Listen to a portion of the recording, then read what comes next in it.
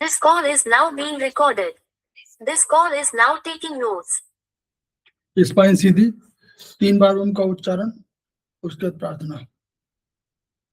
ओ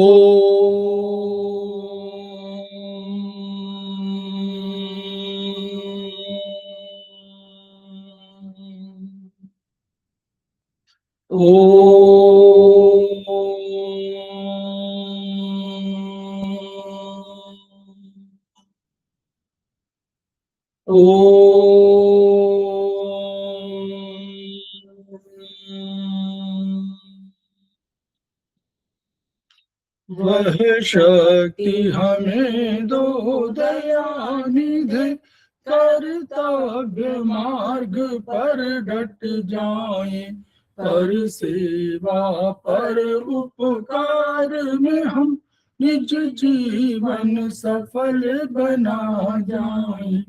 वह शक्ति हमें दो दयानिधि, कर्तव्य मार्ग पर डट जाए। हम दीन दुखी निबलों विकलों के सेवक बन संताप हरे, जो हैं बिछड़े भूले भटके, उनको तारे खुद तर जाए। वह शक्ति हमें दो दयानिधि, कर्तव्य मार्ग पर डट जाए। छल द्वेष दंभ पाखंड झूठ, अन्याय से निष्दिन दूर रहे, जीवन हो शुद्ध सरल अपना, शुचि प्रेम सुधारस बरसाए। वह शक्ति हमें दो दयानिधि, कर्तव्य मार्ग पर डट जाए। निज आन मान मर्यादा का प्रभु ध्यान रहे, अभिमान रहे। इस देव भूमि में जन्म लिया, बलिदान उसी पर हो जाए। वह शक्ति हमें दो दयानिधि, कर्तव्य मार्ग पर डट जाए, पर सेवा पर उपकार में हम निज जीवन सफल बना जाए।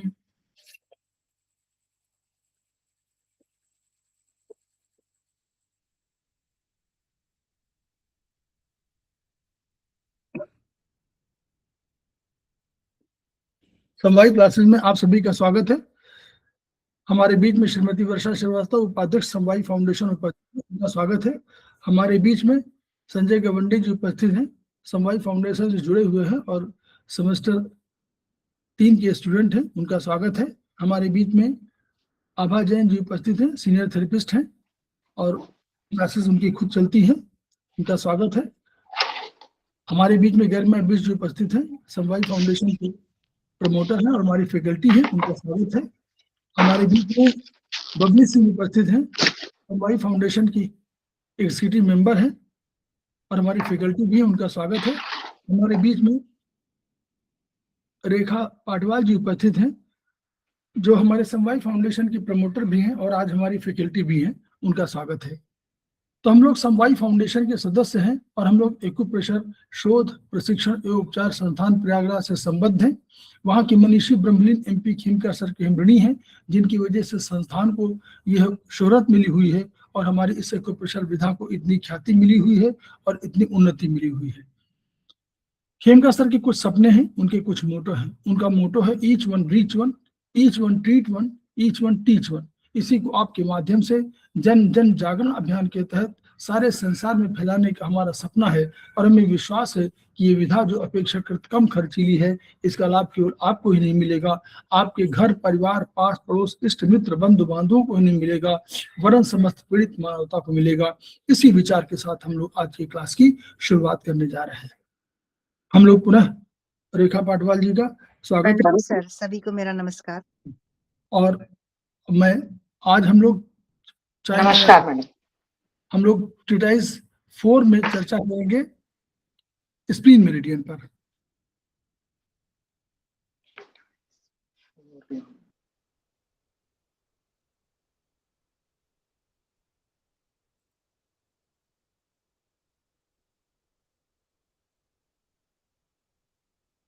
अभी नहीं हुआ ना?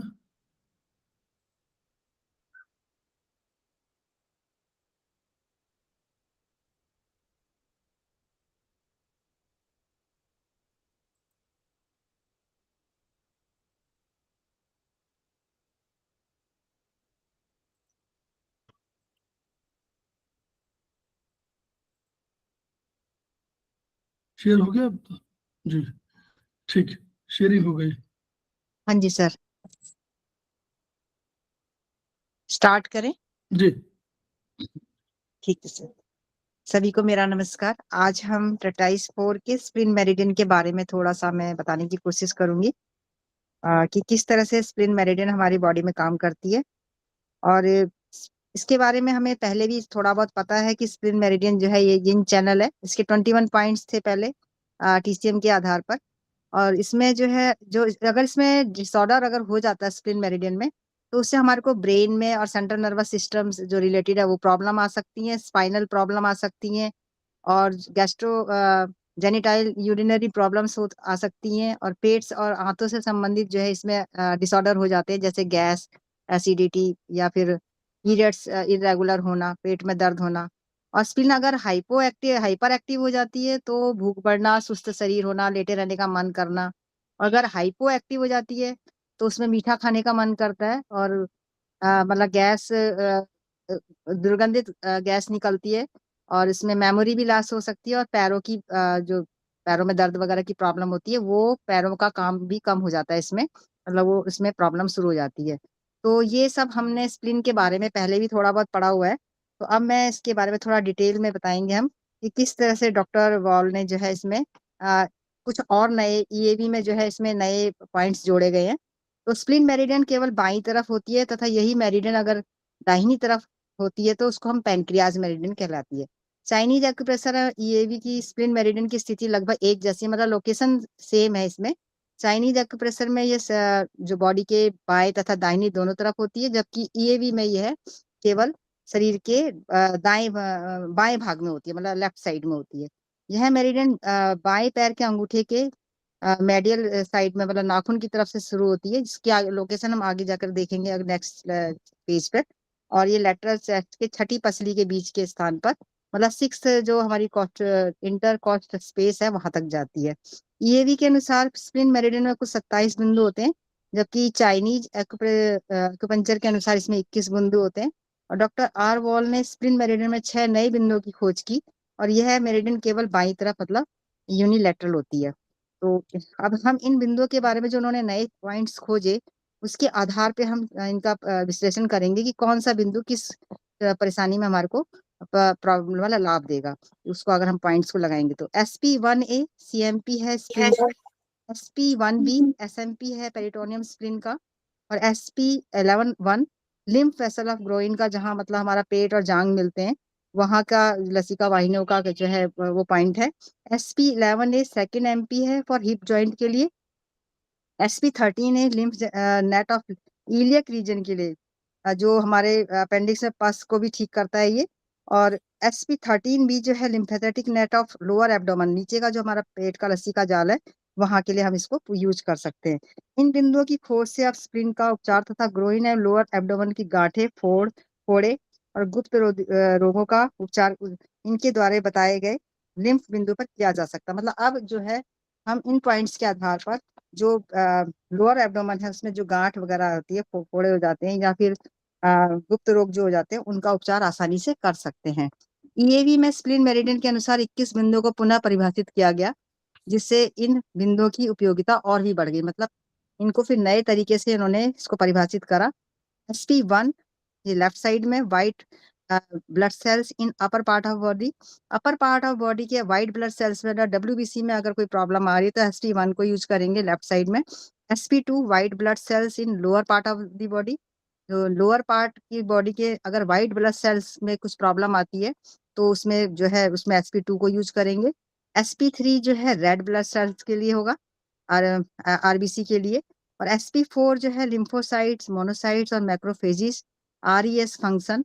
तो इनमें जो है रक्त में रसिका कोशिकाएं, एक केंद्रक श्वेत कोशिकाएं, घृत भक्षक कोशिकाएं तथा रोग प्रतिरोधक क्षमता।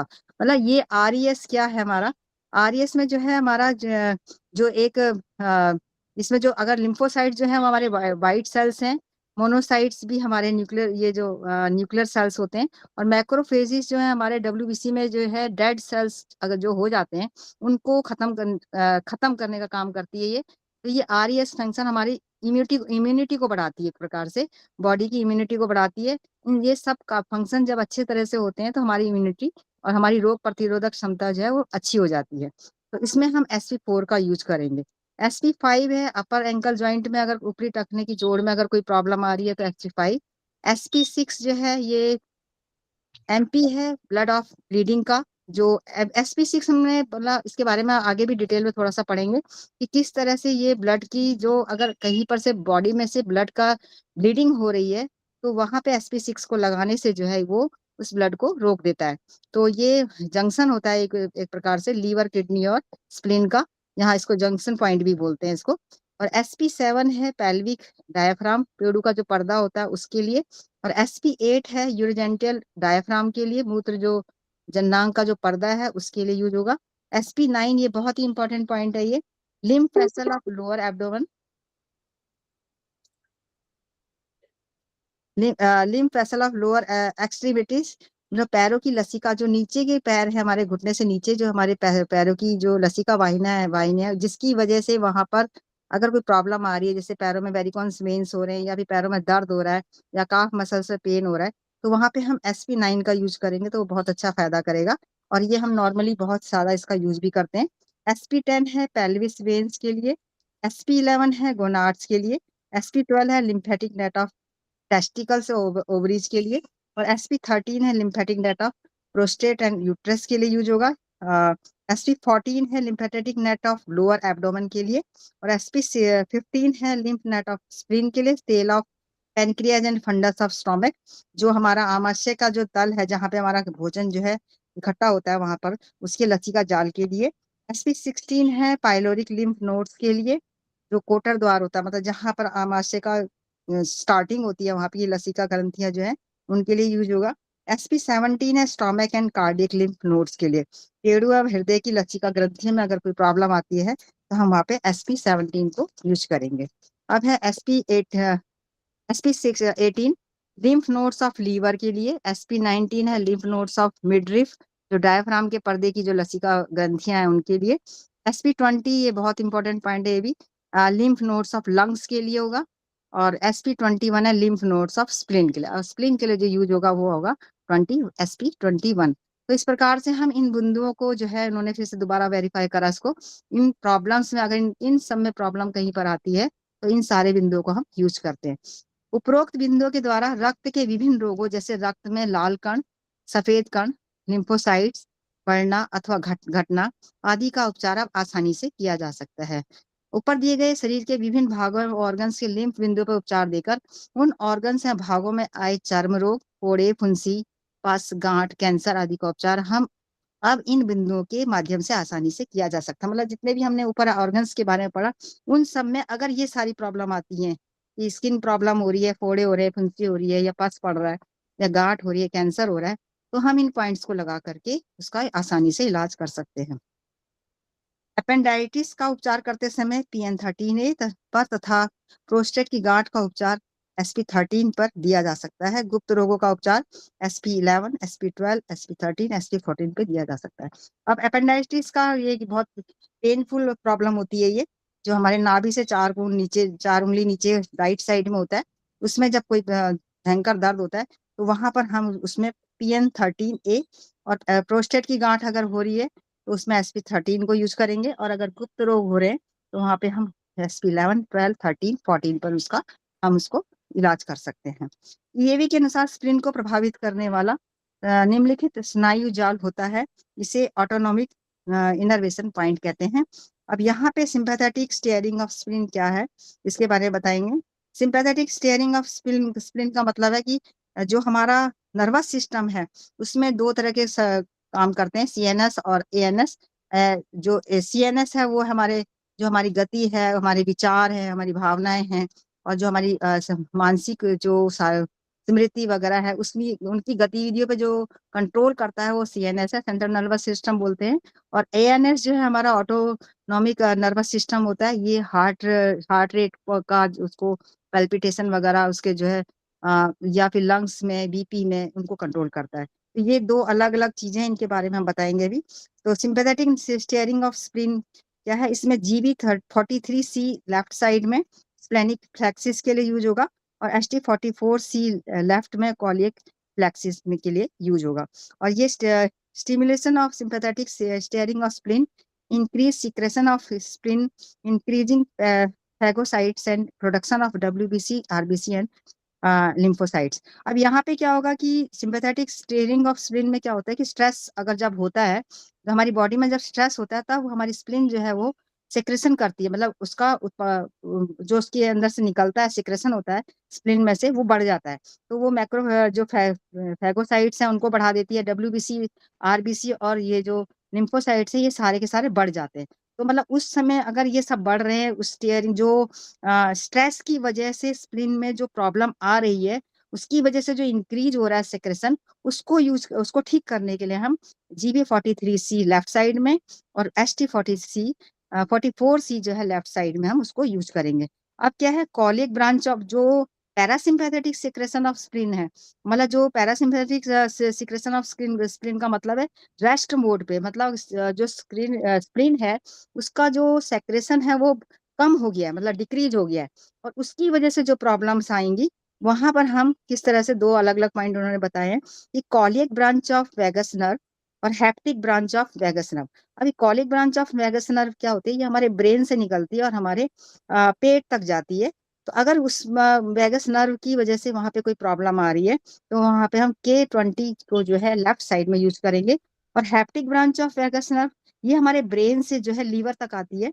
तो अगर यहाँ पे इस पाथवे में कोई प्रॉब्लम आ रही है, तो वहां पे हम K21 लेफ्ट साइड में हम उसको यूज करेंगे। तो ये दो अलग अलग मोड हैं स्प्लीन के, कि जब वो स्ट्रेस में होती है तब उसके लिए क्या यूज होंगे, और जब रेस्ट मोड पे हो जाती है, यानी उसका जो प्रोडक्शन है वो कम हो जाता है, तब हम किस तरह से, ये चार दो अलग अलग पॉइंट दोनों तरफ में बताए गए हैं। स्प्लीन की डिसऑर्डर स्टीयरिंग का उपचार GB43C AIP ऑफ स्प्लीन पर करने से स्प्लीन की फंक्शनिंग में आसानी सुधार होता है। मतलब GB43C जो है, अगर हम इसको यूज करते हैं स्प्लीन का, तो उसमें जो है उसके फंक्शन में भी बहुत अच्छा सुधार हो जाता है। स्प्लीन मेरिडियन में एक नियंत्रक माप बिंदु, कंट्रोल मेजर पॉइंट है SP1A लेफ्ट साइड में।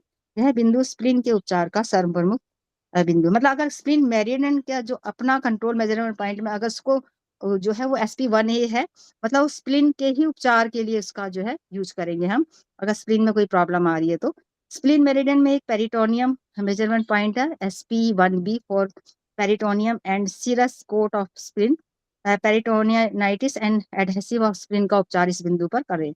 अब यहाँ पर क्या है कि अगर स्प्लीन मेरिडियन में जो उसका आवरण है, उसमें ये उसका आवरण का जो है मेजरमेंट पॉइंट है, अगर उसमें कुछ प्रॉब्लम आती है, सीरस कोट ऑफ स्प्लीन में प्रॉब्लम आ रही है, या फिर उसकी झिल्ली में कोई सूजन आ रही है, पेरिटोनियाइटिस मतलब उसकी झिल्ली में कोई सूजन आ रही है, ये एडेशन ऑफ स्प्लीन का मतलब कि वहां पे चिपकन हो रही है, मतलब वो स्प्लीन जुड़ रही है अंदर को, जो है श्रिंक हो रही है, तो वहां पर हम इसको जो है यूज करेंगे। शरीर में कहीं भी, मतलब वहां पर हम SP1B को यूज करेंगे, और अगर शरीर में कहीं भी ब्लीडिंग हो रही है तो वहां पे हम SP6 पर उपचार करेंगे। तो इस तरह से ये नेक्स्ट लेसन है हमारा, मतलब नेक्स्ट पार्ट है इसका, स्प्लीन मेरिडियन का जो प्रवाह पथ है जो है, मतलब उसका किस तरह से हम उसको लोकेशन के आधार पे हम आगे देखेंगे कि white pulp of spleen is responsible for irritation in the lymph glands of the upper part of the body. शरीर के ऊपरी भाग की लसिका ग्रंथियों में आए शोक के लिए उत्तरदायी प्लीहा की श्वेत गुदा। अब ये व्हाइट पल्प क्या है, ये जो है हमारा स्प्लीन का वह हिस्सा है जो हमारी इम्यूनिटी को जो है, इम्यूनिटी के लिए काम करता है, और जिसमें जो है WBC जो है लिम्फोसाइट्स और एंटीबॉडी बनाती हैं, और वायरस और जो है बैक्टीरिया से लड़ती हैं, और वहाँ इन्फेक्शन से हमारी बॉडी को बचाती हैं, और यहीं पर जो है ब्लड का स्टोरेज भी होता है। तो अगर इसमें कोई प्रॉब्लम आ रही है तो वहाँ पे हम SP1 को यूज करेंगे। Leukocytes response white blood cells in the upper half of the body, शरीर के ऊपरी भाग में श्वेत कोशिका रक्त कोशिकाओं की अनुक्रिया। अब पहले तो हमने लोअर पार्ट में देखा था, अब upper part of the body में देखा, और फिर इसके बाद यहाँ पे ल्यूकोसाइट रेस्पॉन्स, अगर जो यहाँ पर अगर ल्यूकोसाइट्स में अगर कोई प्रॉब्लम आ रही है अपर पार्ट में, तो वहां पर भी हम SP1 को यूज करेंगे। Spleen nodules of lymph follicles produce lymphocytes and antibodies. This is defense function. It controls germinal and reactive centers. तो स्प्लीन जो है, नोड्यूल्स जो है वो जो लिम्फ उसके जो फॉलिकल्स होते हैं वो क्या यूज, वो लिम्फोसाइट्स मतलब WBC और एंटीबॉडीज रिलीज करते हैं जो हमारे डिफेंस के काम में आते हैं बॉडी को, और ये कंट्रोल करते हैं किसको, जर्मिनल्स, मतलब जो बाहर के जो बैक्टीरिया वगैरह हैं उनको जो है खत्म करने के लिए। एंड रिएक्टिव, ये एक रिएक्टिव सेंटर है, मतलब उनको समाप्त करके वहां पर उसको सही तरह से उसका फंक्शन करते हैं। प्लीहा की गांठें अथवा लसिका पुटक, लसिका कोशिका, lymphocyte is a white cell formed in lymph nodes एवं प्रतिरक्षियों। Antibodies is a specific substance produce in the blood as reaction to antigen का उत्पादन करते हैं। मतलब ये एक प्रकार से हमारे शरीर की रक्षा करते हैं एंटीबॉडीज से, एंटीबॉडीज बना करके जो हमारी बैक्टीरिया वगैरह हमारी बॉडी के अंदर आ रहे हैं उनको खत्म करके और उनको दोबारा रिएक्टिव करके, रिएक्टिव सेंटर भी है, मतलब उनको खत्म करना है और नए बनाना है। तो इस तरह से SP1 को हम वहाँ पे यूज करके सही कर सकते हैं। ये necrosis of spleen nodules in diphtheria, जो हमारे नेक्रोसिस मतलब जो डेथ ऑफ जो टिश्यू है हमारे स्प्लीन में, हमारे टिश्यू में जो हमारे स्प्लीन में जो टिश्यू की डेथ हो जाती है, तो वहां पे उसकी वजह से जो है गल झिल्ली के प्रवाह आदि, मतलब डिप्थीरिया का नाम का एक रोग हो जाता है, तो ये हमारे गले में सूजन का कारण बनता है। तो वहां पर अगर ये डायग्नोसिस का एक तरीका है कि अगर गले में सूजन हो रही है तो डिप्थीरिया नाम का अगर हमको रोग हो रहा है, तो इसका मतलब वहां पर जो है जो हमारे टिश्यू हैं स्प्लीन के वो उनकी डेथ हो रही है, और इस वहां पर इसको सही करने के लिए हम भी SP1 को यूज करेंगे। And atrophy of spleen nodules and their change into fibrous bodies due to X-ray irritation। अब ये जो स्प्लीन में अगर एट्रोफी हो जाती है, मतलब स्क्रीन सिंक हो जाती है किसी वजह से, या फिर उसमें फाइब्रस बॉडी, अगर जब एक्सरे वगैरह कराते हैं तो एक्सरे का जो रिएक्शन होता है, मतलब जो उसका साइड इफेक्ट होता है, उसकी वजह से स्प्लीन में अगर वहां पर जो है इरिटेशन की वजह से जो वहाँ पर वो डैमेज हो रहा है, या फिर वहाँ के जो वहाँ गांठ, मतलब एक प्रकार से फाइब्रस बन रहा है, एक गांठ जैसी बन रही है वहां पर, तो उसके में भी अगर ऐसा हो जाता है तो मतलब एक पिंड के रूप में अगर वो स्प्लीन बन गई है, तो उसको भी ठीक करने के लिए हम SP1 का यूज करेंगे। A fibrous change in follicles of spleen with an increase in efficient reticular जालीदार लैक्टिस पावर फाइबर तंतु found with morbus and morbus Banti. ये मॉर्बरस ब्रेंटी एक प्रकार एक साइंटिस्ट थे जिन्होंने इसके बारे में बताया कि फाइब्रस चेंज इन फॉलिकल्स, अगर जो स्प्लीन में क्या होता है कि एक जालीदार एक छन्नी के टाइप का होता है, तो उसकी उसमें अगर उसमें कोई विकृति आ जाती है, या फिर वहां पे कोई किसी चीज की बढ़ोतरी हो जाती है, या फिर वहां पे जो है उसके जो छेद है उनमें कोई परिवर्तन आ जाता है, तो अगर इसकी वजह से कोई प्रॉब्लम आ रही है तो वहां पर भी हम SP1 को यूज करेंगे। Deposition of amyloid in the follicles and reticular cells, अगर जो एम्लॉइड है, एम्लॉइड मतलब प्रोटीन की मात्रा जो है, अगर उसमें जो जो प्रोटीन क्या होता है यहाँ पर जो इसका इकट्ठा हो जाना, जिसकी वजह से जो क्या होता है वो डैमेज करता है किडनी को और हार्ट को और नर्वस सिस्टम के को, एक प्रकार से उसमें उसका रिएक्शन हो जाता है, वहां पे अगर डिपोजिशन हो रहा है प्रोटीन का, तो उसको भी ठीक करने के लिए हम SP1 को यूज करेंगे। अब यहाँ पे लोकेशन दी गई है इन्होंने कि किस तरह से जो है हम उसको लोकेट करेंगे SP1। अब इसमें जो हमारे EAV के पॉइंट्स हैं उनको लोकेट करने के लिए हम इन यांग बॉर्डर का यूज करते हैं, मतलब इन यांग बॉर्डर के बीच में, इन और यांग जो हमारा है उसके बीच में जो मतलब हमारा जो डॉर्सल है और व्हाइट और ब्लैक जो स्किन है उसके साइड में जो हमारी जो लाइन बन रही है उस पे हम इन पॉइंट्स को यूज करते हैं।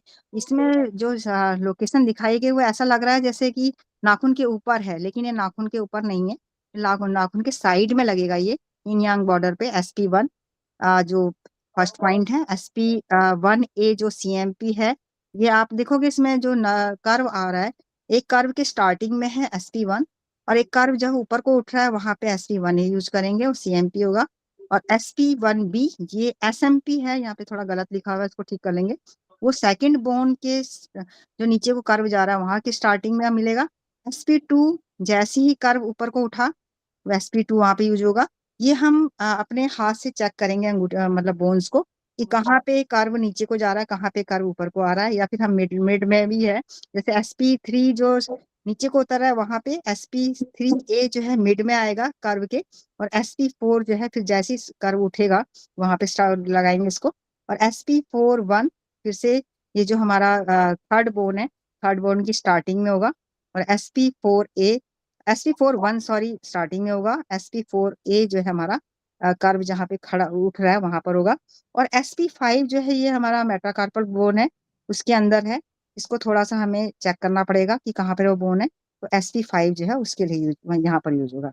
तो इस तरह से हम ये इसको इनको लोकेशन को अपने हाथ से चेक करके थोड़ा प्रैक्टिस करके देख सकते हैं कि कौन सा पॉइंट्स कहाँ पे जा रहा है। तो treat SP1 for following disease of one और बोथ टॉन्सिल्स। अब ये जो है टॉन्सिल्स की बहुत सारी, जो हमें पता है कि कितने जितने प्रकार के भी हमारे टॉन्सिल्स है 5 प्रकार के, उन सब में यूज होगा। The lymphatic ring of the pharynx as it controls the white pulp. जो हमारे फेरिंग्स जो हमारी क्या होती है कि हमारे नाक के पीछे का हिस्सा होता है, एक रिंग की तरह होता है वो। तो वहां पे अगर कोई प्रॉब्लम आ रही है तो वहां उसके लिए हम SP1 का यूज करेंगे। और डायाफ्राम से ऊपर स्थित शरीर के ऊपरी भाग के किसी ऑर्गन में इन्फेक्शन आने पर SP1 पर उसका अलार्म पॉइंट तथा उपचार बिंदु है। अगर हमारे डायाफ्राम से ऊपर के हिस्से में कहीं पर इन्फेक्शन आ गया है और अगर हम वहां पे हाथ लगाने पे हमारे को दर्द होता है, तो एक प्रकार से वो अलार्म पॉइंट कहलाएगा उसका SP1 सॉरी। तो SP1 को हम चेक करेंगे कि ये क्या वहां पे पॉइंट पे दर्द है। अगर वहां पे दर्द है तो हमें मतलब ये समझ जाना चाहिए कि हमारे बॉडी में अपर पार्ट में जो है कोई इन्फेक्शन आया है। तो वहां पे SP1 को यूज करके हम को ठीक कर सकते हैं। डिप्थीरिया, टॉन्सिलाइटिस, फेरेंजाइटिस आदि का उपचार इस बिंदु पर करें। सफेद रक्त कण जो WBC हैं हमारे शरीर की रक्षा करते हैं। तो यहाँ पे डिप्थीरिया पता है गले का इन्फेक्शन हो गया। टॉन्सिलाइटिस मतलब जो गले के अंदर जो हमारा आ, एक झिल्ली जैसी होती है उसमें अगर सूजन आ गई है, या फिर फेरेंजाइटिस जो हमारे गले के पीछे जो फूड पाइप के पीछे जो हमारे रिंग बनी हुई है उसमें जो है कोई प्रॉब्लम आ गई है, या खराश हो गई है, या निकलने में कोई तकलीफ आ रही है, तो हम वहाँ पे SP1 का यूज करेंगे। SP1A CMP है फॉर स्प्लिन प्लीहा का नियंत्रक मार्ग बिंदु है। ऑर्गन के जो पूरे किसी भाग में अगर पैथोलॉजिकल प्रॉब्लम आ रही है, डिस्टर्बेंस आ रही है, तो वहां पर हम SP1A का यूज करेंगे। SP1B SMP है ये for peritoneum of spline.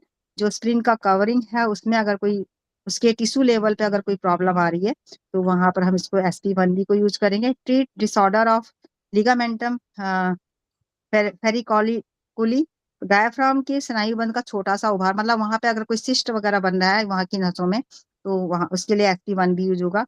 Ligamentum गैस्ट्रोओलिनल, जो अमाशय का जो है प्लीहा का जो स्नायु जाल है, तो उस वहां पे जो ST और SP के जो वहां पे ज्वाइंट पर होता है ये, वहां पे अगर कोई प्रॉब्लम आ रही है तो वहां पर भी SP1B का यूज करेंगे। Between the large in curvature of stomach and spleen, stomach और जो स्प्लीन का जो मोड़ होता है वहां पर अगर वहां पे कोई प्रॉब्लम आ रही है तो वहां पे भी हम SP1B का यूज करेंगे। देखिए एक सेकंड मैडम, देखिए हाँ ये बहुत से पॉइंट इसमें जो आपको दिखाई पड़ रहे होंगे ये डॉक्टर वॉल का है कंसेप्ट। तो डॉक्टर वॉल ने जो एलोपैथी, चूंकि वो मेडिकल डॉक्टर के रूप में थे, तो सारे पॉइंट्स वो इसमें दिए हुए हैं। जो ये टर्मिनोलॉजी मेडिकल टर्मिनोलॉजी है, तो हमेशा समझ लीजिए ये कभी रिपोर्ट में आपके आएगा। जैसे ये जो लिगामेंटम फ्रेनिकुलाई लिखा हुआ है, तो इसका मतलब क्या हुआ कि ये आपको कोई रिपोर्ट आएगी, आप हम लोग अपने आप से समझ नहीं पाएंगे। लेकिन हम SP1B को अगर हम लोग वहां देखते, डॉक्टर वॉल का जो उन्होंने डर्मेट्रॉन मशीनरी है, तो उसमें ये परिवर्तन आपको दिखेगा। तो इसलिए ये रिपोर्ट जो है हम हाँ जी सर, कर ये रहे हैं, तो एक्चुअली हमको क्या है कि लिगामेंटम हमें बहुत सारे पॉइंट्स तो रिपोर्ट के, हाँ ये रिपोर्ट आएगी और हम हाँ उसके रिपोर्ट के बेसिस, आधार पे होगा।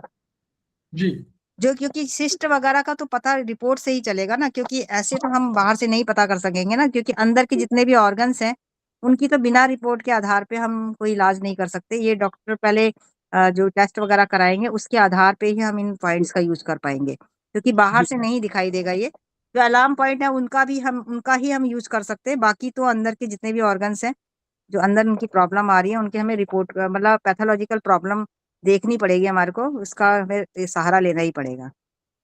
तो sp2 है जो है वाइट पर्ल फंक्शन है, responsible for irritation in the lymph glands of the lower part of the body including abdomen and minor pelvis. ये पेड़ू सहित शरीर के नीचे के भाग में अगर कोई डिजनरेशन आ रहा है या फिर उसमें कोई प्रॉब्लम आ रही है उसमें sp2 का यूज करेंगे। और डायफ्राम के नीचे स्थित शरीर के निचले भाग के किसी भी ऑर्गन में इन्फेक्शन आने पर sp2 उसका अलार्म पॉइंट होगा, उसका उपचार करेंगे। मतलब अगर डायफ्राम के नीचे के भाग में कहीं इन्फेक्शन की वजह से अलार्म पॉइंट पर कोई प्रॉब्लम मतलब हमें दर्द हो रहा है तो हम समझ सकते हैं कि उस ऑर्गन में इन्फेक्शन आ गया है, तो वहां पे हम sp2 को यूज करेंगे। Leukocyte response white blood cells in the lower part of the body, शरीर के नीचे के भाग में श्वेत रक्त कोशिकाओं की अनुक्रिया, मतलब अगर उसमें कोई प्रॉब्लम आ रही है तो वहां पर भी sp2 का यूज होगा। This is A tonification point for the spleen meridian, और इसको हम ये टोनिफिकेशन पॉइंट है, मतलब इसको टोन किया जाता है। तो ये इस तरह से हम sp2 का यूज करेंगे।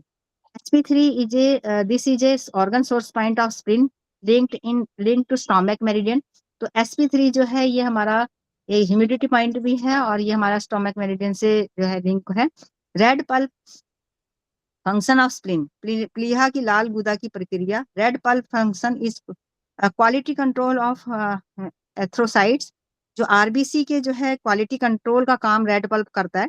तो अगर उसमें कोई प्रॉब्लम आ रही है, उसमें गुणवत्ता में कोई कमी हो रही है, तो वहां पे हम sp3 को यूज करेंगे। हाइपरट्रॉफी ऑफ स्प्लीन, इसमें डायग्नोसिस कैसे करेंगे हम इसमें?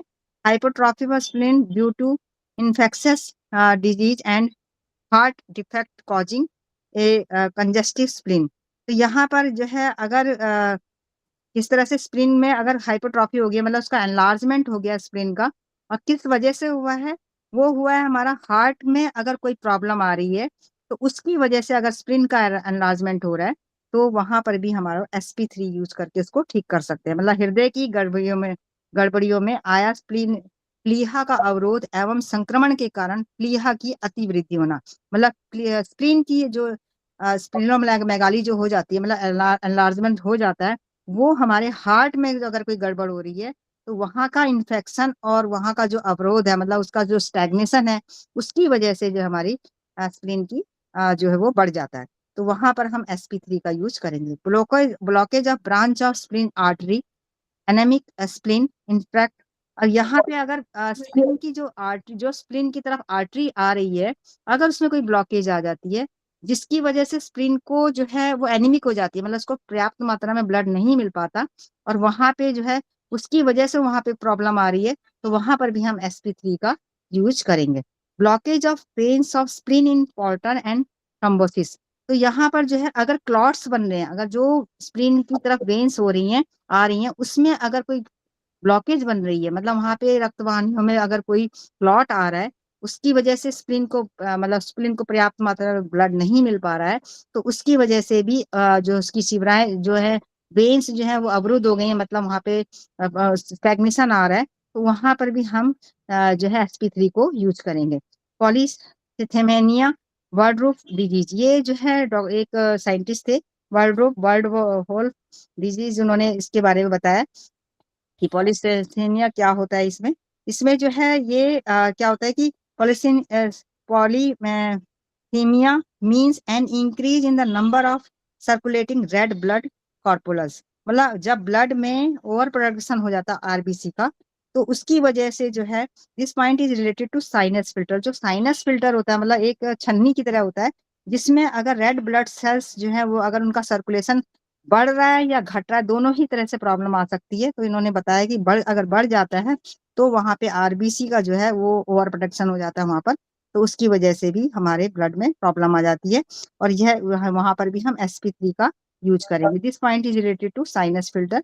और to open sinus means insufficient filtering and red cells will increase abnormally। अब यहाँ पे क्या हो गया कि जो साइनस फिल्टर है वो पर्याप्त मात्रा में फिल्ट्रेशन का काम नहीं कर पा रहा है, तो जो रेड ब्लड सेल्स, पहले तो हमने देखा कि रेड ब्लड सेल्स जो है वो जो डेड भी हो जाते हैं वो भी उसमें छन के आ जाते हैं, क्योंकि उस छन्नी के छिद्र बड़े हो गए हैं तो वो ब्लड में मिल जाते थे। अब यहाँ पे क्या है, अगर छन्नी के छिद्र जो है छोटे हो गए हैं तो जो पर्याप्त मात्रा में हमें रेड ब्लड सेल्स मिलने चाहिए बॉडी को वो नहीं मिलेंगे, तो उसकी वजह से भी हमारी बॉडी में जो है इंक्रीज एबनॉर्मलिटी आ जाएगी। वो छानने का काम अगर ढंग से नहीं हो रहा है तो लाल रक्त कण असामान्य रूप से हमारे ब्लड में बढ़ जाएंगे, तो इसकी वजह से भी प्रॉब्लम आ सकती है। तो वहां पर भी हम sp3 का यूज करेंगे। तो tense sinus means less red cells causing anaemia. और इस तरह से अगर जब रेड सेल्स कम होंगे, कम छनेंगे, मतलब आएंगे ही नहीं उसमें, बॉडी में ब्लड मिलेंगे ही नहीं, तो उसकी वजह से एनीमिया भी हो सकता है, मतलब ब्लड की कमी भी हो सकती है।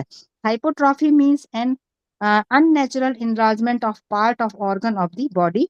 तो हाइपोट्रॉफी क्या है, ये उसका पार्ट है कि मतलब वो उसका एनलार्जमेंट हो गया उस ऑर्गन का, उसकी वो वृद्धि हो गई है। और इंफ्राटेक्स means an area of tissue death due to blockage of its blood supply usually referred the heart।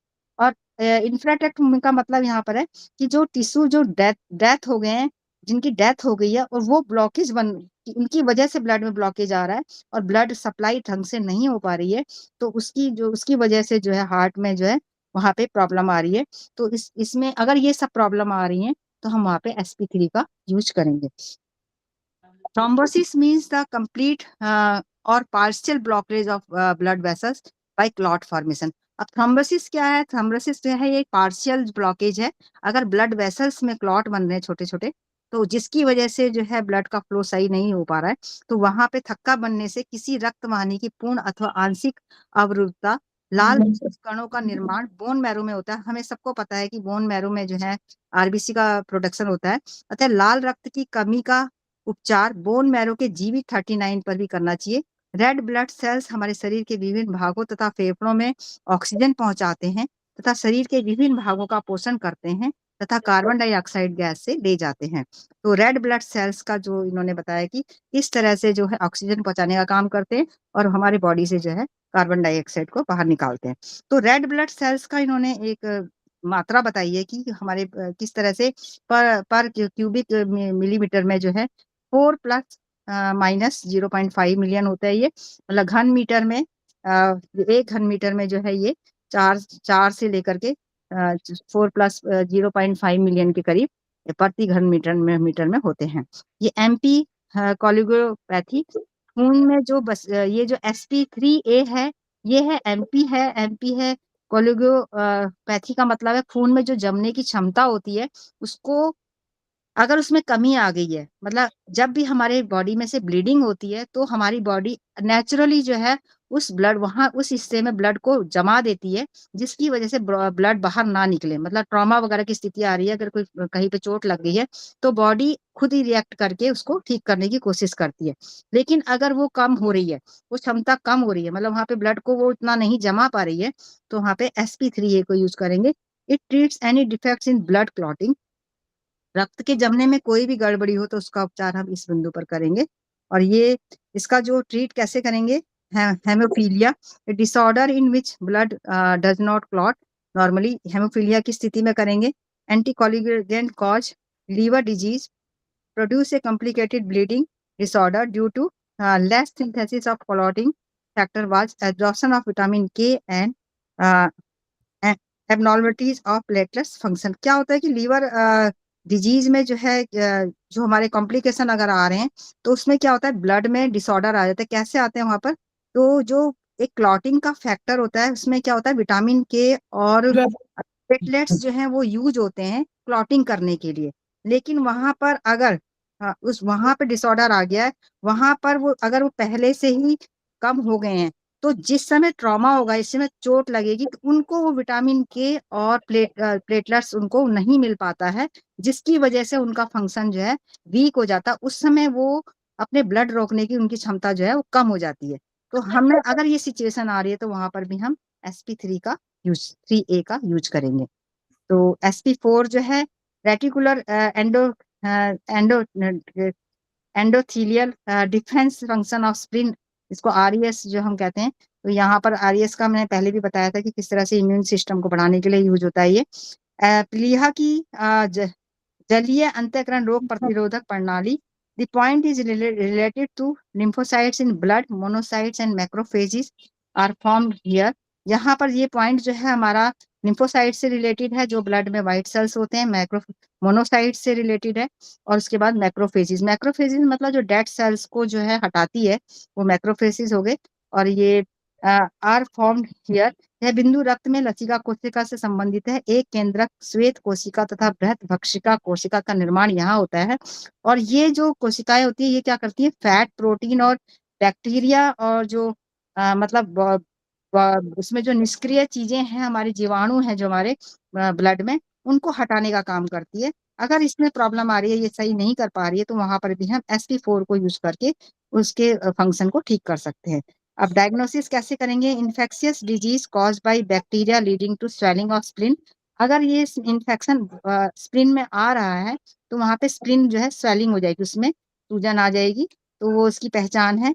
accumulation of abnormal metabolic products like fat, protein drops in the मतलब वसा, प्रोटीन आदि का इसमें असामान्य एकत्रीकरण हो जाएगा, मतलब वहां पे इकट्ठा हो जाएंगे।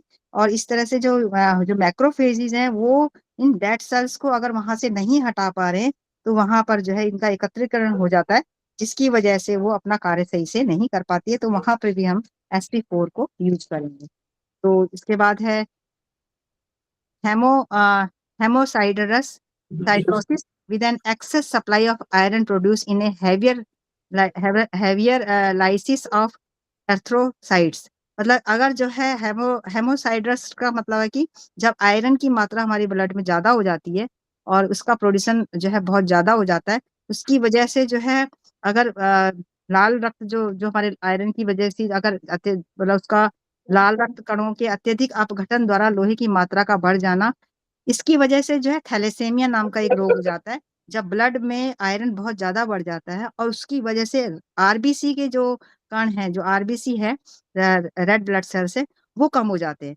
तो क्योंकि आयरन बढ़ गया है और RBC कम हो गया है, तो वहाँ इसकी वजह से हमने थैलेसेमिया के नाम के का रोग सुना हुआ है सबके। ये बहुत ही मतलब खतरनाक रोग होता है, जिसकी वजह से जो है बहुत सारी प्रॉब्लम्स आ जाती है। Deposit of ammolite protein and fat substance. श्वेत सारिका प्रोटीन एवं वसा का एकत्रित होना, मतलब प्रोटीन एवं ऑर्गन में एक जगह इकट्ठा होकर के वहां पे रुकावट डाल देते हैं, तो डिपॉजिट ऑफ एमोलाइट बोलते हैं इसको। शरीर में प्रोटीन की ये वाला जो पॉइंट है ना मैडम, हेमोसिडोसिस वाला, तो इसको आप देखिएगा, ये आप ब्लड चैप्टर में BHB के जो मानव शरीर विज्ञान है उसके ब्लड चैप्टर में आपको मिलेगा, जहाँ एर्थ्रोसाइट्स का वो है, कैटेगोरिज्म ऑफ एर्थ्रोसाइट्स, वहां पर ये मिलेगा पूरा। तो ये आयरन प्रोड्यूस होता है इसकी वजह से, ये देखिए पढ़िएगा उसमें। तो जो सर इसमें मतलब जो है अगर जी आयरन बढ़ जाता है और उस RBC की जो है प्रोडक्शन कम हो जाता है। नहीं, RBC वर्चुअली क्या है, RBC जो है जब 120 दिन का हो जाता है तो उसका कैटेबलिज्म हो जाता है, तो वो ब्रेक हो जाता है, कई चीजों में ब्रेक होता है, प्रोटीन में ब्रेक होता है, अब उसमें ना हीमोग्लोबिन होता है ना, तो हीमोग्लोबिन पूरा, तो हीमोग्लोबिन जो है, हीम अलग ग्लोबिन अलग, तो ग्लोबिन प्रोटीन है, हीम जो है आयरन है। तो वो अगर बहुत अधिक होने लगा किसी कारण से, कारण क्या है, इन्फेक्शन तमाम हो सकता है, तो अगर उसकी वजह से हो रहा तो एक्सेस सप्लाई ऑफ आयरन हो जाएगी, तो उसमें क्या होगा, lysis in heavier lysis of erythrocyte का टूटना, एर्थ्रोसाइट के टूटने की वजह से लोहे की मात्रा बहुत अधिक बढ़ जाएगी, तो वो हेमोसिडोसिस कहलाती है। ठीक है, वो पढ़िएगा। ठीक है सर, ठीक है। शरीर में हाँ जी, प्रोटीन की गांठें बढ़े तो उपचार SP4 पर तथा मोटापे को PN4 पर देना चाहिए। PN4 में मोटापा फैट बढ़ने से बढ़ता है। अगर PN4 में फैट अगर फैट पर शरीर में बढ़ रहा है तो PN4 में भी जो है मोटापा बढ़ जाएगा, तो उसकी वजह से जो है वहाँ एक प्रोटीन जो है वो एकत्रित होगा, तो वहां पे प्रॉब्लम आएगी, तो वहां पर भी हम SP4 को यूज करेंगे। SP4, तो ये बहुत सारी प्रॉब्लम्स में हमारा SP4 जो है यूज होता है। अब इसकी लोकेशन इन्होंने बाद में और भी दे रखी है। अभी हमने SP5 तक ही नीचे देखा था, पीछे की साइड, तो इसमें SP6 देखिए, ये मतलब धीरे धीरे ऊपर को बढ़ रहा है और अपर थाइस तक SP11 तक जा रहा है। तो इनके बीच में जो डिस्टेंस है वो कुन के हिसाब से नापी जाती है। तो ये हम ट्रेटाइज 1 में इसकी सही लोकेशन और सही मतलब लोकेशन तो यह सही दी है, लेकिन इनका डिस्टेंस यहाँ पे कुंड पे नहीं दिया गया है। तो अगर हमें खुद चेक करना है तो हमें ट्रेटाइज 1 को देखना पड़ेगा कि इनके बीच में कितने कुंड की दूरी है। तो वो कुंड जो है हमें पता है, एक कुंड जो हमारा एक थंब के चौड़ाई के बराबर होता है।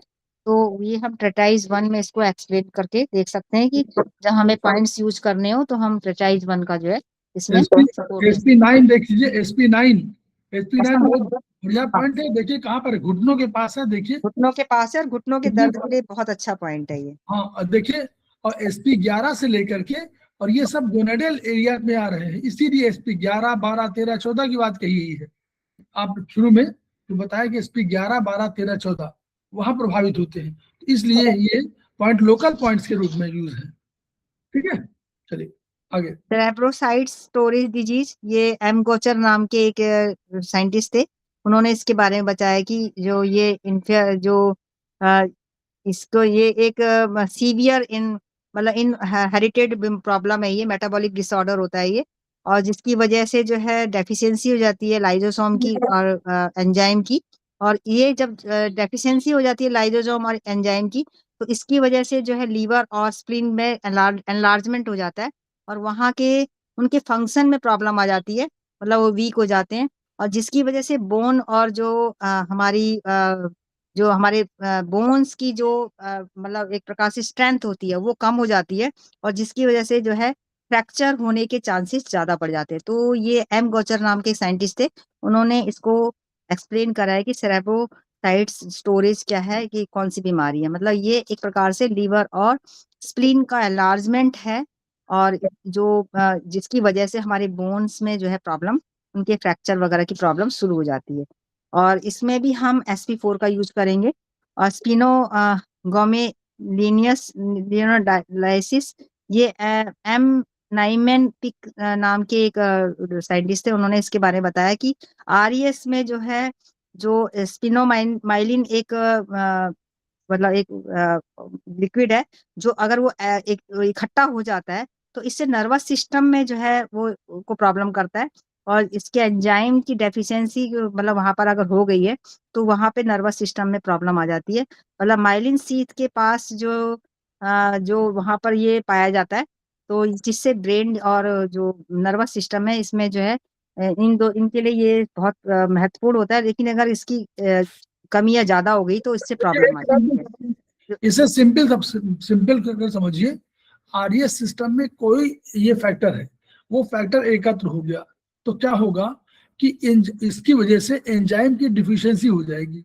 अब एंजाइम की डिफिशियंसी का अर्थ समझिए, एंजाइम किसी भी फंक्शन को तेज करता है, यानी कोई भी केमिकल एक्टिविटी हो रही बॉडी में तो उसको तेज करता है। यानी जो RES को मान लीजिए मारना है किसी को, अब वो मारने का जो सिस्टम है वही उसका वीक हो गया, तो क्योंकि एंजाइम डिफिशिएंट है तो उसको उस प्रोसेस को तेज नहीं कर सकता। इससे क्या होगा, नेचुरली कहीं ना कहीं नर्वस सिस्टम प्रभावित हो जाएगा। ठीक हाँ, है, क्योंकि इसका डिफेंस जो है करता है ना, ये डिफेंस के फंक्शन में इसकी कमी आ जाएगी। जो इंफेक्शन आ रहा है, एंटीबॉडी बन रही है, या फिर ब्लड सेल्स और बाइल पिगमेंटेशन फॉर्मेशन जो हो रही है उसमें कमी हो जाएगी, जिसकी वजह से जो है प्रॉब्लम्स हो जाएंगी। ये तो किताब बहुत पढ़ाती, देखिए किताब जो पढ़िए, किताब बहुत चीजों को वो आपके मेडिकल टर्म्स की बात करती है। RES रेडिकुलो एंडोथेलियल सिस्टम है ये आपका डिफेंस, जहां भी आपको डिफेंस, जैसे हमारे पुलिस सेना, BSF, RPF, सारे आपको मिलिट्री, इस जितने भी एरिया है जो सबके अलग अलग नाम है, तो वैसे ही RES सिस्टम है पूरे बॉडी में। जहां जहां कहीं भी डिफेंस के लिए एजेंट रखे गए हैं या हमारे सिपाही बैठे हुए हैं, उन सबको एक सिस्टम का नाम दिया गया है, this is known as reticulo endothelial system. ठीक हाँ है, हाँ RES इसके बाद है लिम्फोसाइट्स, लसिका कोशिका, is a white cells form in the lymph nodes. Monocytes हैं, is a mono nuclear cells होते हैं। ये मैक्रोफेजेस हैं, is a large nucleated leucocytes हैं। मतलब जो मैक्रोफेजेस जो है हमारे WBC होते हैं, इसमें ये हेल्प करते हैं हमारी बॉडी को फाइट करने में इन्फेक्शन वगैरह से। और basically this point gives information about the reticular endothelial defense capacity of the body, तो ये सारी चीजें हमारे को इंफॉर्मेशन देती हैं कि हमारी बॉडी का जो RES जो है सिस्टम जो है वो जो बॉडी का है वो सही है या नहीं है। This point is related to lymphocytes in the blood is a chronic infection lymphocytes will increase. अगर ये लिम्फोसाइट्स WBC में अगर ब्लड का जो है ये अगर क्रॉनिक इन्फेक्शन अगर आ गया तो इसकी वजह से जो है हमारा ये इसमें जो ब्लड में जो है WBC की प्रॉब्लम हो जाएगी, इसमें मतलब कम ज्यादा हो जाएगा, क्रॉनिक इसमें इन्फेक्शन आ जाएगा। सो चेक लिम्फोसाइट्स लेवल शुरू में देखिए, इन्फेक्शन। जब भी कोई अटैक होगा वो एक्यूट कहलाएगा। तो जब भी कोई किसी मतलब बाहर बैक्टीरिया का अटैक होगा तो एक्यूट कंडीशन कहलाएगी। तो उस समय सबसे पहले हमारे ये लिम्फोसाइट नहीं बढ़ेंगे, सबसे पहले हमारे फिल वाले जो PHIL जहां लिखा हुआ वो वाले बढ़ेंगे। तो वो कौन है? न्यूट्रोफिल है। तो न्यूट्रोफिल सबसे पहले पैदल सेना के सिपाही पहले वो बढ़ेंगे। जब वो मान लीजिए अब वो नहीं डिफेंस कर पाए तो वो क्या होगा, वो मार दिए जाएंगे। जब मारने लगेंगे तो उनकी संख्या घटने लगेगी। जब घटने लगेगी तब ये लिम्फोसाइट की संख्या बढ़ने लगेगी। ये 14 दिन बाद एक्टिव होते हैं। क्यों 14 दिन बाद ये एंटीबॉडीज को क्रिएट कर पाते हैं और लिम्फोसाइट ये 14 दिन बाद आपको ब्लड में आ पाते हैं। न्यूट्रोफिल तो हमेशा बने रहते हैं। तो ये लिम्फोसाइट जब बढ़ रहे हैं इसका मतलब कि क्रॉनिक इन्फेक्शन हो गया। अब आपका इन्फेक्शन 14-15 दिन पुराना हो चुका, तभी लिम्फोसाइट बढ़ेंगे, नहीं लिम्फोसाइट की संख्या बढ़ेगी नहीं। ठीक है, तो जब भी लिम्फोसाइट बढ़ेगा तो शुरू में लिम्फोसाइट बराबर रहेगा, बढ़ेगा कौन? इसमें न्यूट्रोफिल बढ़ रहे हैं, ये घटेगा, बाद में ये रिलेटेड लिम्फोसाइट इन ब्लड। हाँ जी, ठीक। So check in lymphocytes level in chronic infection. तो हम इस समय लिम्फोसाइट का चेक करेंगे कि कितना इन्फेक्शन उसमें आया है in new infection and for the prognosis purpose check ESR level. ESR level भी हमारा इन्फेक्शन लेवल को बताता है कि अगर ESR बढ़ जाता है तो ये टेस्टिंग होती है, तो इसके द्वारा भी हम बॉडी में इन्फेक्शन को बता सकते हैं कि इसमें इन्फेक्शन बढ़ रहा है। ESR केवल ये बताता है कि कोई इन्फेक्शन हुआ है, तो इसलिए उसको उस टेस्ट को प्रोग्नोसिस टेस्ट बोलते हैं। ये बताता नहीं है एक्चुअली कि क्या हुआ है, बट ये बताता है कि देयर इज सम इन्फेक्शन। तो ESR लेवल बढ़े होने का मतलब होता है कि कोई भी इन्फेक्शन बॉडी में प्रवेश कर चुका है। क्या है ये आपको और डायग्नोसिस से मालूम पड़ेगा। ठीक है, चलिए। Check SP4 for thymus gland. This is a good point of pelvic area and abdomen. Neutrophil पैदल सैनिक की भांति है, इस्नोफिल घुड़सवार सैनिकों की भांति है, लिम्फोसाइट आर्टरी की भांति है, मोनोसाइट युद्ध क्षेत्र में पड़े शवों का सफाया करते हुए सफाई कर्मचारी की भांति है। तो इसमें इन्होंने न्यूट्रोफिल को बताया कि पैदल सैनिक की तरह काम करते हैं ये, और इस्नोफिल जो है घुड़सवार की तरह काम करते हैं, लिम्फोसाइट जो है आर्टरी जो है जो सेना होती है उसकी तरह काम करते हैं, और मोनोसाइट जो है जो भी हमारे डेड सेल्स हमारी बॉडी में हो रहे हैं उनके सफाई के लिए मोनोसाइट्स यूज करते हैं। SP4-1 internal lymphatic vessel of spleen. Spleen has no afferent lymphatic entering it, so it is not exposed to disease spread by lymph. The lymph vessels of spleen are only afferent. This spleen may be affected by blood borne microbes or by local spread of infections. Some chronic non-pyogenic infection cause splenomegaly, tuberculosis, typhoid fever, malaria etcetera में cause acute infection of spleen. तो यहाँ पे बताया है कि spleen में जो है लिम्फ की वजह से किसी उसमें इन्फेक्शन नहीं आता है, लिम्फेटिक एंटरिंग नहीं होती है, बल्कि जो ब्लड स्प्लीन की तरफ आ रहा है उसमें जो बैक्टीरिया आ रहे हैं, और चाहे वो बैक्टीरिया जो है TB के हों या फिर टाइफाइड फीवर के हों या मलेरिया के, या कोई भी इन्फेक्शन जो आ रहा है वो ब्लड के थ्रू स्प्लीन में आता है, जो उसके लिम्फ है उसकी वजह से उसमें नहीं आता है। तो उसकी वजह से जो है लिम्फ में स्प्लीन में प्रॉब्लम आ जाती है, जिसकी वजह से वहां पर जो है ये जो है स्प्लीनोमेगाली भी हो सकती है। मतलब स्प्लीन के अंदर जो है उसका एनलार्जमेंट होना, या उसमें TB के बैक्टीरिया आना, या मलेरिया के, टाइफाइड के, ये सारे के सारे उसमें ब्लड के थ्रू आते हैं। Treat splenomegaly acute and chronic infection of year. अगर स्प्लीनोमेगाली हो गई है, उसका मतलब साइज बढ़ गया है, तो हम वहां पे इन्फेक्शन का ट्रीटमेंट जो है क्रॉनिक इन्फेक्शन का ट्रीटमेंट SP4-1 के द्वारा करेंगे। SP4A geopathic disorder. ये एक जियोपैथिक डिसऑर्डर मतलब एक जगह से दूसरी जगह जाने पर जो हमारा बायोलॉजिकल बॉडी का जो काम है वो खराब हो जाता है, गलत हो जाता है, तो उसको ठीक करने के लिए SP4A करेंगे। ये ज्यादातर जब हम टूर पे जाते हैं, विदेशों में जाते हैं, तो उनके दिन और रात के और हमारे दिन और रात के में काफी समय का डिस्टेंस होता है। जैसे अगर यहाँ दिन हो रहा है वहां रात हो गया, मान लो 10 घंटे का या 12 घंटे का टाइमिंग चेंज हो रहा है, तो उसकी वजह से हमारी बॉडी वहां पर जाने पर ये उसको यहाँ की आदत होती है, वहां जाने पर वो उस तरह से वर्क नहीं कर पाती है, उसको बहुत सारी प्रॉब्लम शुरू हो जाती है, जैसे स्लीप डिसऑर्डर हो जाएगा, या फिर फीवर हो जाएगा, या फिर ट्रैवलिंग सिकनेस हो जाएगी।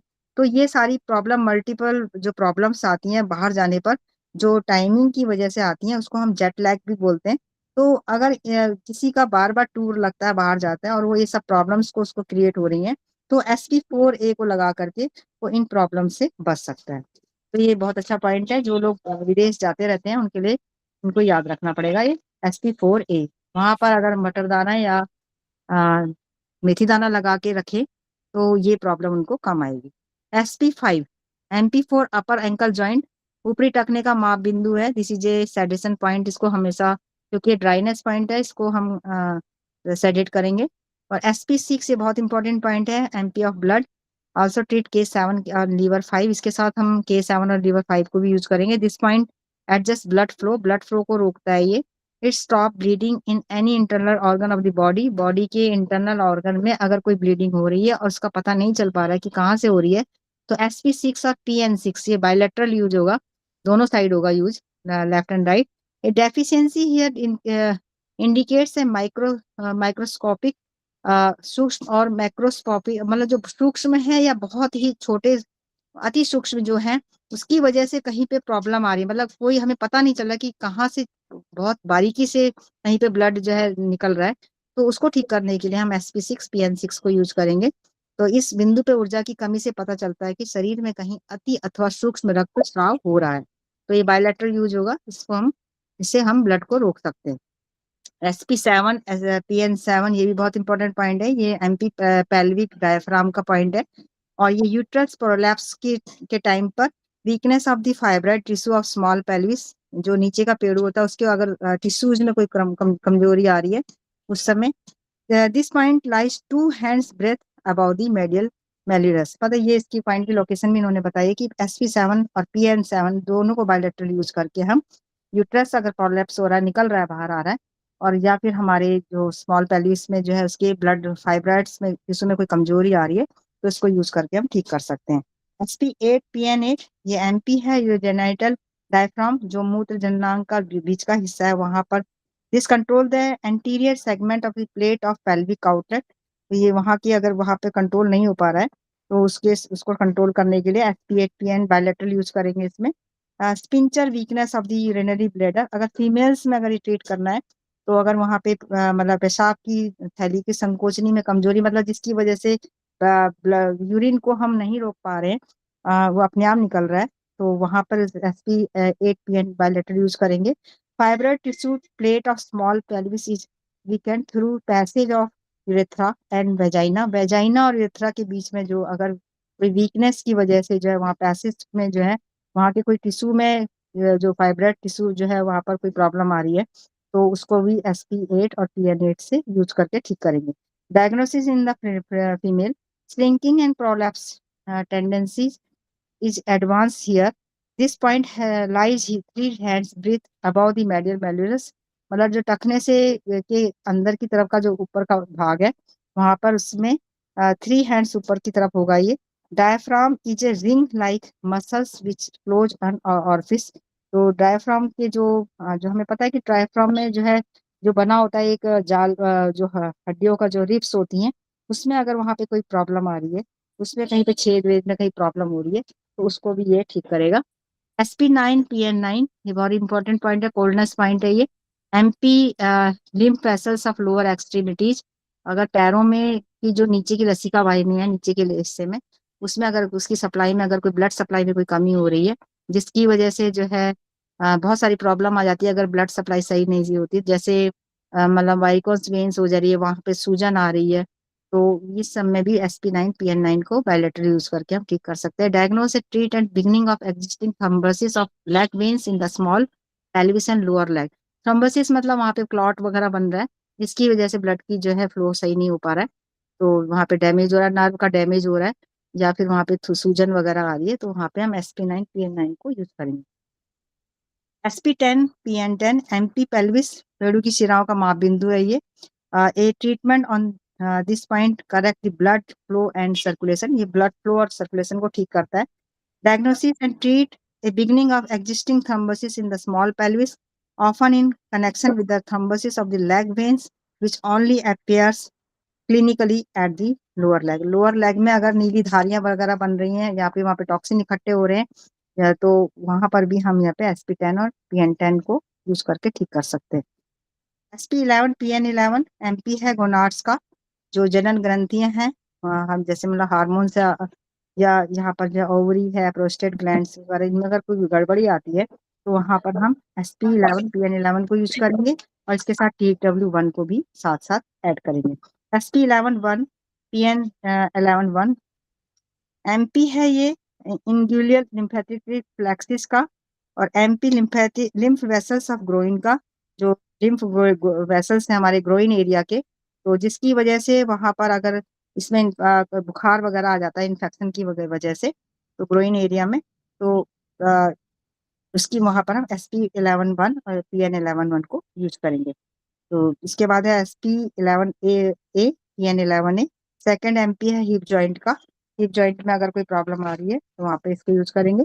SP12 male males in controls lymphatic net of testicles में अगर कोई लसिका जाल में, टेस्टिकल्स की लसिका जाल में कोई प्रॉब्लम है, lymphatic net of epididymis posterior surface attach to testis, अगर वहां पे गांठ वगैरह बन रही है, एपिडाइसिस मतलब वहां पर कोई गांठ वगैरह बन रही है, उसमें कोई प्रॉब्लम आ रही है। Lymphatic net of defence canal, जो एनस की जो नलिका लसिका जाल है वहां पर, वहां पे अगर कोई प्रॉब्लम है तो इन फीमेल इट कंट्रोल्स, वो ये तो फीमेल का हो गया कि किन चीजों को कंट्रोल करेगा SP12, और फीमेल्स में करेगा लिम्फेटिक नेट ऑफ ओवरीज में, अगर ओवरीज में कोई सिस्ट वगैरह बन रहा है या वहां पे यूट्राइन ट्यूब वगैरह में कोई प्रॉब्लम आ रही है, उसमें कोई प्रॉब्लम है तो वहां पे यूज करेंगे। लिम्फेटिक नेट ऑफ यूट्राइन मतलब उसकी जो जरायु का नलिका लसिका जाल है वहां पर अगर कोई प्रॉब्लम आती है तो SP12 को यूज करेंगे। SP13 PN13 in males it controls, जो मेल्स में जो है ये हमारा लिम्फेटिक नेट ऑफ प्रोस्टेट में यूज होगा। लिम्फेटिक नेट ऑफ सेमिनियल वेसिकल्स वाला जो शुक्राशय है उसमें अगर कोई प्रॉब्लम आ रही है, और उसके बाद लिम्फेटिक नेट ऑफ पेनिस में अगर कोई प्रॉब्लम आ रही है, और लिम्फेटिक नेट ऑफ यूरेथ्रा मतलब मूत्र मार्ग में अगर इन सब में अगर कहीं पर गांठें बन रही हैं या फिर पस पड़ रहा है या मांस बढ़ रहा है, तो या कैंसर की स्थिति आ रही है, तो इन सब में ये SP13 PN13 बायलेटरल यूज करके आप ठीक कर सकते हैं। और फीमेल्स में ये अगर यूट्रस में कोई गांठ बन रही है, वेजाइना में कोई प्रॉब्लम आ रही है, यूरेथ्रा में या मूत्र मार्ग में कोई गांठें वगैरह बन रही हैं, या कोई वहां पे कैंसर की प्रॉब्लम आ रही है, या मतलब तो या वहां पर जो है योनि वगैरह में, गर्भाशय में, मूत्रमार्ग में, इन सब में जो है हम इसका SP13 PN13 को यूज करेंगे। SP13A PN13A iliac lymphatic plexus plexus शेषांत्र का लसिका जाल, lymphatic net of iliac region में जो अपेंडिक्स में पास होने पर यह बिंदु पर उपचार दिया। अपेंडिक्स में हमने देखा कि बहुत पेन होता है, अगर वहां पे पास आ गया है तो ये हमारे राइट साइड में होता है, नाभि से 4 उंगली नीचे, तो अगर वहां पे पेन आ रहा है तो उसमें भी ये काम करेगा। SP13A PN13A बायलेटरल यूज करेंगे।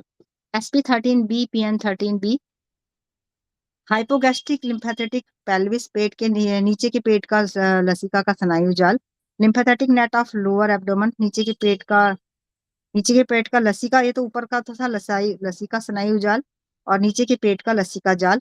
तो यहाँ पे तलपेट में लोअर एब्डोमेन में अगर गांठ घाव आदि के उपचार का यह महत्व, अगर लोअर एब्डोमेन में गांठें बन रही है, घाव हो रहा है, तो वहां पर जो है हम SP13B PN13B बायलेटरल यूज करेंगे। SP14 PN14 lymph nodes of gall bladder, पित्ताशय की लसिका ग्रंथियां, गॉल ब्लैडर में अगर वहां पे कोई प्रॉब्लम आ रही है। Lymph node of bile ducts में अगर कोई प्रॉब्लम आ रही है, बाइल डक्ट्स की मतलब वो सही से अपना काम नहीं कर पा रही है, तो वहां पर यह पित्त नलिकाओं का एवं पित्ताशय के इन्फेक्शन, अगर वहां पे इन्फेक्शन हो गया, कोई घाव बन गया, गांठ बन गई है, या वहां पे कोई मांस बढ़ गया है, या कैंसर की स्थिति वहां पे ग्रोथ हो रही है, तो वहां पे ST14 PN14 को हम यूज करेंगे bilateral. ST15 pancreatico lienal lymph nodes और the lymphatic net of spleen के लसिका जाल के लिए अग्नाशय तथा बड़ी आंत की लसिका ग्रंथियां। Tail of pancreas fundus of stomach, मतलब टेल ऑफ पैनक्रियाज में अगर वहां पर कोई लिम्फेटिक नेट ऑफ स्प्लीन में जो गड़बड़ हो रही है, या फिर फंडस में मतलब जो हमारा स्टोमक होता है उसके जो जहाँ पे खाना नीचे इकट्ठा होता है वहां पे अगर कोई प्रॉब्लम लिम्फ नोड्स की वजह से बन रहा है, तो वहां पर जो है हम SP15 बायोलेटरल नहीं SP15 को ही ओनली यूज करेंगे। एस्प्रिन तथा पैनक्रियाज में जो इन्फेक्शन आ रहा है, गांठ बन रही है, घाव हो रहा है, या मांसपेशियों पर या कैंसर की ग्रोथ हो रही है, तो वहां पर ये SP15 को यूज करेंगे। SP16 gastro epiploic and pyloric lymph nodes, अधिपेड़ु तथा अमाशय के निर्गम द्वार की लसिका ग्रंथियां। अमाशय में कोटर द्वार जो फंडस आदि में संक्रमण, गांठ, घाव, मांसपेशियों और कैंसर की अवृद्धि के उपचार का महत्वपूर्ण बिंदु है SP16। मतलब ये जो है गैस्ट्रिक एपिपेल्विक में जो है अगर वहां पे लिम्फ नोड में कोई प्रॉब्लम आ रही है जिसकी वजह से गांठ घाव बन रहे हैं, तो वहां पे हम SP16 को यूज करेंगे। SP17 left gastric lymph nodes, बाएं पेट की लसिका ग्रंथि में, और कार्डियक लिम्फ नोड्स हृदय की लसिका ग्रंथि में, और यह कार्डिया और स्टोमक में गैस्ट्रिक लिम्फ नोड्स के उपचार का महत्वपूर्ण बिंदु है। गैस्ट्रिक अल्सर के उपचार का भी महत्वपूर्ण बिंदु है SP17। SP18 PN18 lymph nodes of liver, ये लीवर के लिए जो है जहाँ पे लीवर की ओपनिंग होती है वहां पर अगर लिम्फ नोड्स बन रहे हैं तो वहां पर यह बिंदु लीवर के गंभीर रोगों के उपचार का महत्वपूर्ण बिंदु है। SP19 PN19 phrenic lymph nodes of the midriff, जो हमारे डायफ्राम की जो मिडरिफ है मतलब बीच के हिस्से है, वहां पे अगर वहां पे posterior mediastinal lymph nodes of the posterior midriff, diaphragm के पीछे की जो लसिका गुंडी है जहाँ पे ट्रैकिया के पीछे ये जो है इसोफेगस से मिलती है, वहां पे जुड़ी होती है, अगर वहां पे कोई प्रॉब्लम आ रही है तो उसमें SP19 फिर PN19 को यूज करेंगे। यह बिंदु मिडरिफ में स्टर्नम के पास आए गांठ, घाव, पस, मांसपेशियों, कैंसर आदि के के उपचार का मुख्य बिंदु है। SP20 ये बहुत इंपॉर्टेंट पॉइंट है। PN20 ये हमारे पल्मोनरी लिम्फ नोड्स, फेफड़ों की लसिका गुंडी की अगर वहां पे कोई TB वगैरह की प्रॉब्लम आ रही है तो उसमें ये बहुत महत्वपूर्ण बिंदु है, मतलब फेफड़ों की TB से संबंधित जो उपचार है उसका महत्वपूर्ण बिंदु है। SP21 है लेफ्ट साइड में होता है ये, और ये जो है लिम्फेटिक नोड्स ऑफ स्प्लीन, अगर स्प्लीन में जो है लिम्फेटिक नोड बन गए उसमें, और जैसे प्लेनिक लिम्फेटिक नेट उसकी जो प्लीहा की जो स्प्लीन की लसिका जाल है उसमें कोई प्रॉब्लम आ रही है तो इसमें जो है इसमें यूज करेंगे। और स्पेशल नोट है प्लीहा के गंभीर रोगों के उपचार का एक अलार्म पॉइंट है, मतलब अलार्म पॉइंट मतलब वहां पे अगर हम हाथ लगाएंगे तो वहां पे पेन होगा, तो SP21 जो है ये लेफ्ट साइड में ओनली यूज होगा। Thank you sir. देखिए देखिए इस पूरे पूरे किताब में आपको अधिकांशतः क्या मिला, लिम्फ और लिम्फ नोड्स, यानी लिम्फ डॉक्टर वॉल के हिसाब से लिम्फ इतना महत्वपूर्ण है कि लिम्फ को हमेशा ठीक करना हमेशा जरूरी है, इसलिए वो सारे आपको हर ऑर्गन में जो उनका लिम्फ नोड है उनकी बात कर रहे हैं, तो ये ध्यान दीजिएगा हमेशा। इसलिए बहुत स्प्लीन मेरिडियन बहुत इंपॉर्टेंट है कि वो जो उनके इसमें पॉइंट जो उन्होंने खोजे हैं वो लिम्फ के अधिक पॉइंट खोजे हैं, उन पर उपचार देना है। जैसे कोई फोड़ा है, कोई पस, ये सब उनका कहना है कि ये सब चीजें लिम्फ की वजह से आती हैं। और ये कौन है, सुपरफिशियल लिम्फ की बात कर रहे हैं वो लोग, या ऑर्गन की बात करेंगे तो जब कैंसरस वाला होगा तो यानी डीप लिम्फ की बात भी कर रहे हैं। तो इसलिए इस और हर ऑर्गन के पास एक लिम्फेटिक सिस्टम होता है, इसलिए ये उसकी बात कर रहे हैं। तो आपको हमेशा कैंसर तक के लिए महत्वपूर्ण है जी। तो बहुत बढ़िया, हम लोग खेमका सर को याद करते हैं, थैंक यू बोलते हैं। और हम लोग खेमका सर को याद करने का अर्थ क्या है कि जो उनकी ऊर्जा है उसको ग्रहण करें, और कि जो किताबें इतनी लिख दिया है उनको उनकी जो उनमें जो ज्ञान है उस ज्ञान को ग्रहण करें और उसको प्रसारित करें बाहर, तब तो उनके लिए सच्ची श्रद्धांजलि है। तो हम उसको ट्रांसफर करें ताकि मुख्य धारा से सब लोग जुड़ें और खेमका सर का सपना पूरा हो। Each one reach one, each one treat one, each one teach one, इन्हीं शब्दों के साथ हम लोग विदा लेते हैं। धन्यवाद।